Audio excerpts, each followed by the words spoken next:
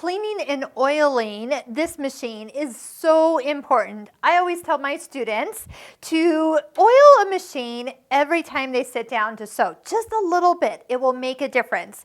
So if you're having any thread breakage, some thread snagging somewhere, get in, clean out this area. I'm going to show you all the steps that you need to take and the importance of keeping everything lubricated. Start by taking the thread off the machine. I like to clip the thread at the spool and then pull it out the needle.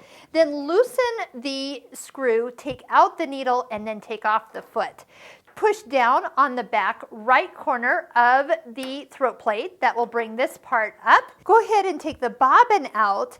Just press on the end of that silver bar. And if you want to take the bobbin out of the bobbin case, but most of the time I'll just go ahead and press against this lever, and this will bring down the race. This will stay attached to the machine. And now the bobbin case. This is magnetic, so when you reach in, you can pull on that center peg and the whole part will come out. So this is where you want to get in and clean out all the lint. If you've got fabric that is flannel or fleece, that's going to all be gathered up. If you've got a nice big brush, a makeup brush, a Q-tip, something along that line. So there's three places to oil. The little red dot is not an oil hole anymore, so just go ahead and ignore that.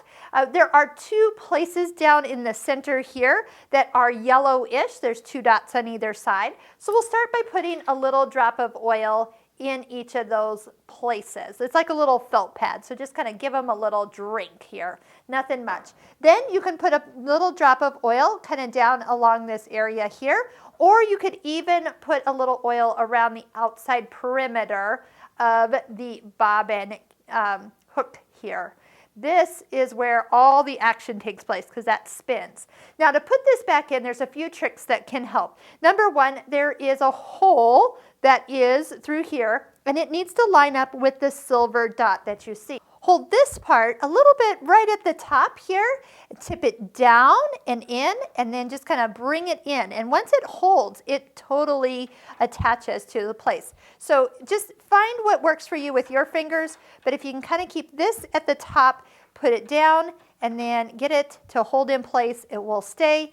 Click that closed, and then go ahead and put your throat plate on. I tend to put my presser foot on, then my needle has some place to line up.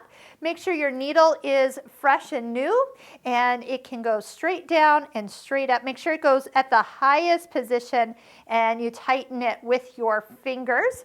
Put in your bobbin case.